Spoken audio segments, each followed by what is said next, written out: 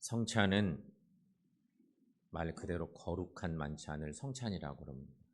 오늘 세계 성만찬 주일에 우리가 이 예배 자리에 왔는데 하나님께서 우리에게 성만찬을 베풀어 주셨습니다. 성찬은 거룩한 만찬이니 여러분, 성찬은 신비로운 거룩한 식사이고 영적인 식탁입니다. 그냥 명절이 되면 우리가 잘 준비한 음식을 나눠 먹는 그런 식사 자리와는 전혀 다른 자리인 거죠.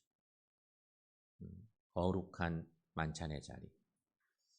오늘 성만찬 주일 통해서 우리에게 주신 말씀 속에서 우리가 성찬에 대한 깊은 묵상을 해보려고 합니다. 그렇다면 여러분, 성찬은 어떻게 시작됐을까? 기독교 역사에서 성찬은 어떻게 시작됐을까? 이 부분을 좀 더듬어 보겠습니다. 성경의 긴 역사 속에 그런 상황들을 우리가 좀 알고 지내는 것도 중요한데, 출애굽기 12장에 보면, 출애굽기 12장, 모세가 하나님 명령 받고 애굽에 갔잖아요. 바로에게 내 백성을 풀어주라고 아무리 얘기해도 강팍한 바로가 안 풀어줘요. 그래서 하나님의 심판이 시작됐어요. 출애굽기 12장에 6월절 이야기가 나와요. 이 6월절 이야기. 하나님께서 애굽을 심판하시기 위해서 하나님이 여러 가지 심판을 하시는데 가장 강력한 심판을 하시는 거예요. 하나님이 심판의 방법을 정하신 거예요. 애굽에서 태어난 첫 생명들을 다 쓸겠다는 거예요. 그러니까 가정에 장자가 죽고 또 여러 짐승이 있다면 그 짐승의 첫 새끼도 죽고 뭐 그런 거죠. 처음 태어난 생명을 하나님이 다 쓸어가겠다는 그 심판이었습니다. 그런데 애굽 땅에 애굽 사람만 사는 게 아니고 정말 많은 이스라엘 백성들도 살고 있었죠. 하나님의 계획은 각 가정의 첫 생명을 이렇게 걷어가는 일이에요. 그게 하나님의 심판이에요. 큰일 났잖아요. 이스라엘의 유대 백성들도 애굽 땅에 살고 있었습니다. 그래서 하나님이 이스라엘 백성들에게는 명령을 내렸습니다. 문설주에 어린 양의 피를 발라라.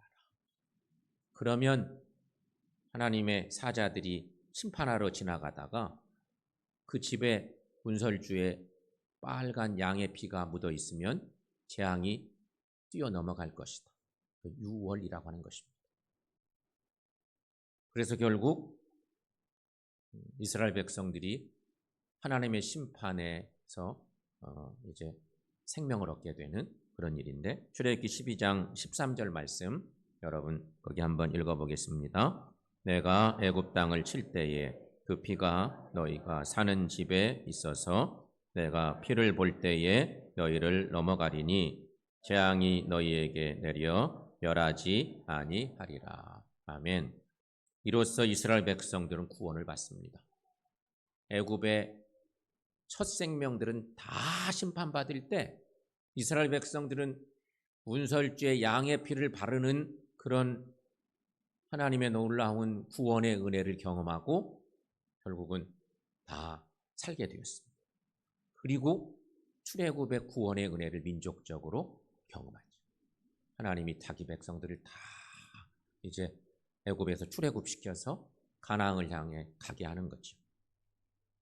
이 6월절 구원 사건 이후로 이스라엘 백성들은 출애굽의 구원 역사를 기념하기 위해서 니산월 14일에 예루살렘 성전에서 흠없는 1년생 어린 양 한 마리를 제사 드린 다음에 가족이 모여서 식사를 하게 됩니다. 6월절 만찬입니다. 양도 잡아서 하나님께 드리고 그래서 또 함께 나눠 식사하는 이것이 6월절 만찬입니다. 그리고 이제 시간이 유대교 중심으로 시간이 많이 흘러갔겠죠. 유대인들이 이런 신앙생활을 했습니다. 민족의 구원의 날, 6월절 하나님의 구원 사건, 출애굽의 놀라운 은혜를 기억하고 6월절 전날 밤이 됐습니다. 예수님이 계신 때입니다. 예수님이 잡히시기 전날 밤인데 주님이 잡히시기 전 6월절 전날 밤에 예수님은 12제자와 함께 마가다락방에서 6월절 말찬을 드시게 됐습니다. 유대인들은 다 그런 전통 따라서 6월절이면 양을 잡고 6월절 만찬을 먹고 그런 거였죠. 그 자리에서 떡과 포도주를 베풀어 주셨고 이로써 6월절 만찬이 성만찬이 되는 그런 은혜의 밤이 된 것입니다. 전통적으로 6월절 만찬을 드는 그 시간에 갑자기 떡과 포도주를 특별한 의식을 통해서 베풀어 주시면서 그것이 곧 성만찬의 시작이 된 거죠. 누가복음 22장 19절 말씀에는 저런 말씀이 있습니다. 함께 읽어봅니다. 또 떡을 가져 감사 기도하시고 떼어 그들에게 주시며 이르시되 이것은 너희를 위하여 주는 내 몸이라 너희가 이를 행하여 나를 기념하라. 아멘. 복음서에 이런 표현들이 다 나타나죠. 예수님이 6월절 만찬을 성만찬으로 제정하신 그 성서적 근거가 되는 사건입니다. 그런데 오늘 본문 말씀에 보시면 오늘 고린도전서 말씀에 보면 바울이 고린도 교회에 편지 쓰면서 이런 얘기를 쓴 이유는 이제 성만찬을 초대교회들이 계속 했을 거 아니에요. 초대교회마다 성만찬을 거룩하게 행했는데 성만찬 시간에 이상하게 신앙적으로 매우 손해나게 만들고 맘상하게 만들고 이런 일들이 고린도 교회에 있었던 거예요. 성만찬 시간만 되면 성도들이 마음이 찢어져. 예수 사랑으로 하나 돼야 되는데 여러 가지로 마음 아픈 일들이 생겼어. 그래서 그것을 신앙적으로 이제 치유하기 위해서 이 서신서 속에 결국은 성만찬에 대한 얘기를 쓰고 있는 거죠.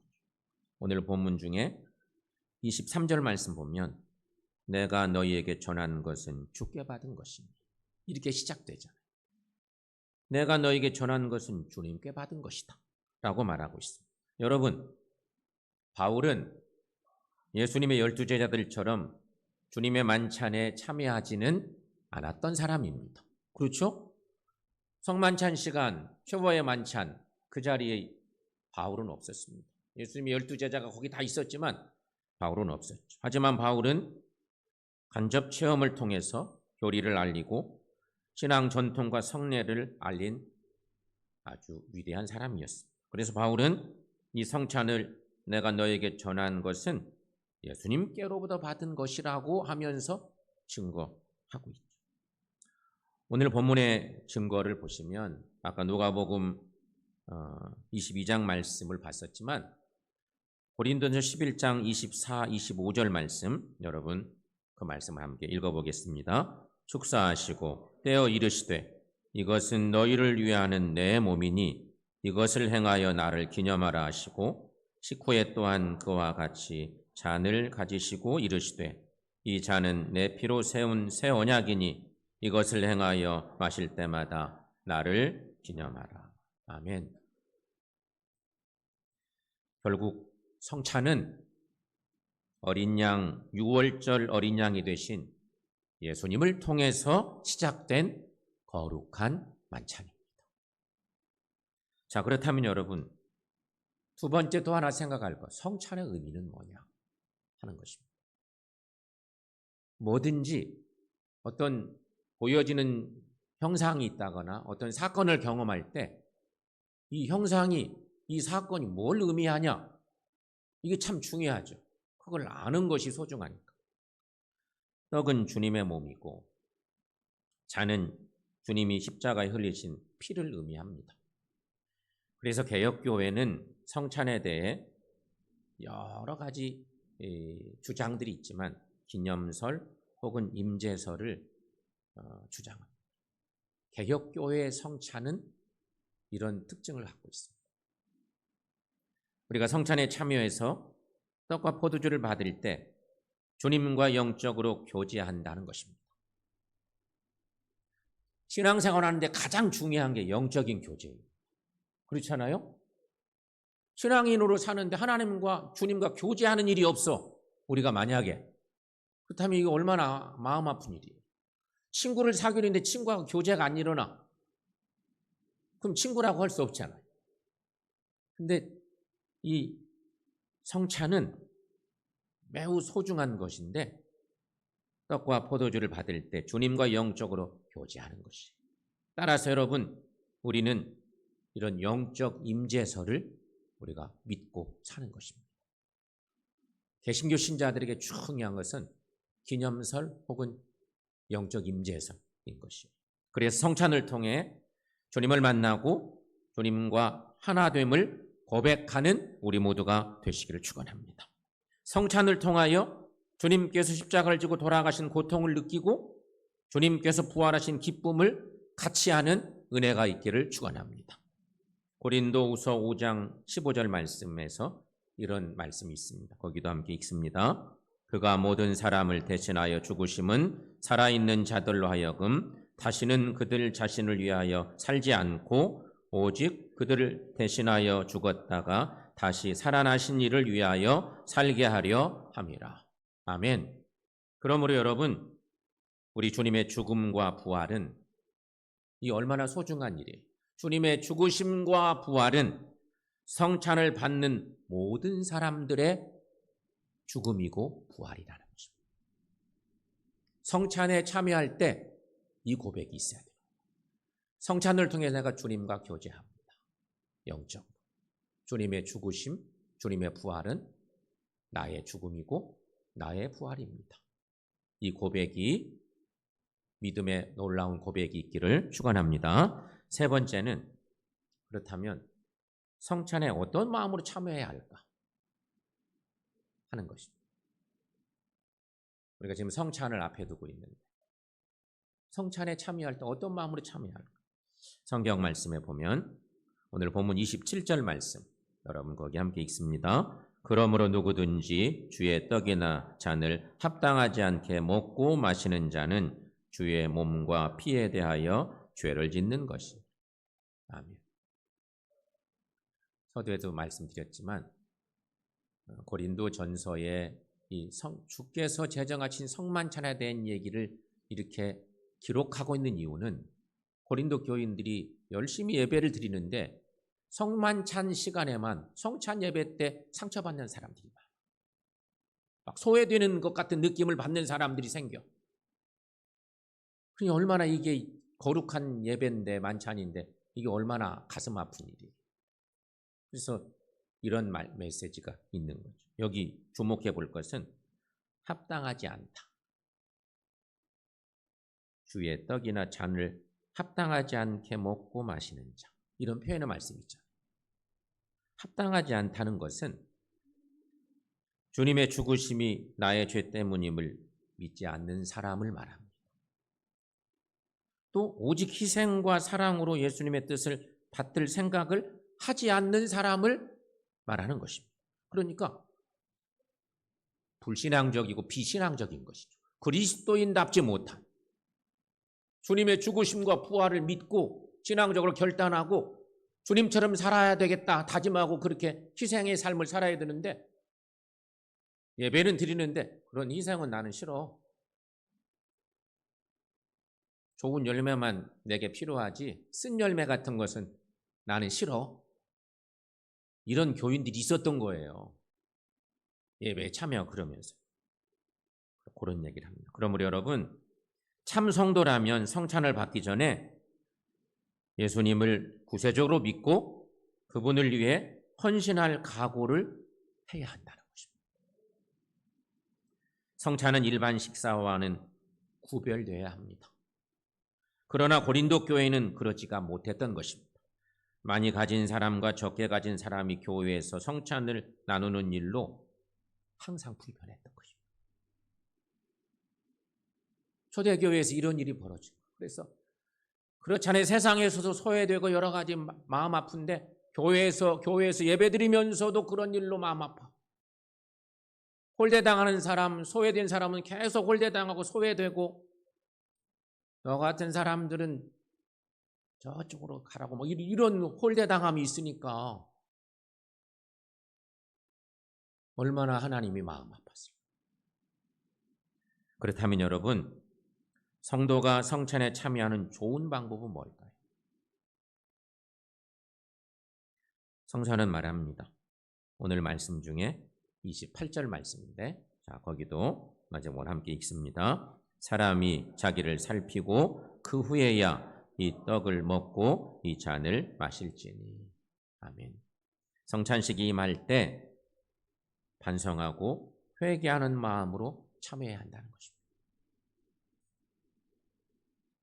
회개가 없는 성찬 참여는 잘못하면 고린도 교회가 행한 잘못을 범할 수 있기 때문입니다. 이게 실제로 초대교회 시절 이런 모습들이 교회 안에 큰 문제를 야기시켰던 것이죠. 사랑하는 여러분, 오늘 우리가 성만찬에 참여합니다. 성찬은 일반 식사가 아닙니다. 성찬은 주님의 임재를 느끼고 주님과 영적인 호흡을 하는 시간입니다. 성찬에 참여하심으로 이런 은혜를 경험하고 특별히 주님의 임재를 깊이 경험하시고 주님의 죽으심, 주님의 부활이 나의 죽음, 나의 부활이 되어서 주님으로 온전히 그렇게 하나가 되고 주님의 임재 속에서 주님을 높이고 주님을 사랑하고 주님을 영원롭게 하는 삶을 사는 온 믿음의 지체들 다 되시기를 축원합니다. 기도하겠습니다.